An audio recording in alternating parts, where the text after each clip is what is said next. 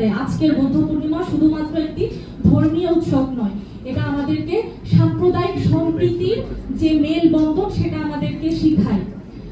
আমি বক্তব্য দীর্ঘায়িত করব না। আমি জনাব তারেক রহমানের উদ্দেশ্যে আমি গতকালকে ওনার একটা বক্তব্য দেখছিলাম। উনি ভাইয়া বারবার বলছিলেন যে আমরা সংখ্যালঘু এবং সংখ্যাগুরু তত্ত্বে আমরা বিশ্বাসী নই, আমরা সবাই বাংলাদেশি, আমরা এই বিশ্বাসী। আমরা দেখেছি যে বাংলাদেশে গত 15 বছর ধরে সংখ্যালঘু নিয়ে আওয়ামী লীগ সবসময় একটা নোংরা রাজনীতি করে এসেছে।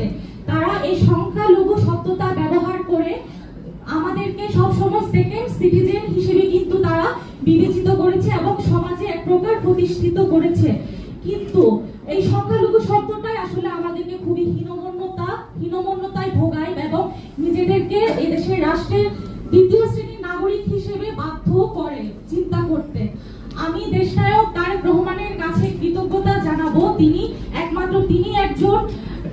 একজন রাষ্ট্রের একজন পরবর্তী যে পরিকল্পনা তিনি আমাদেরকে একমাত্র স্বপ্ন দেখাচ্ছেন বাংলাদেশের আসলে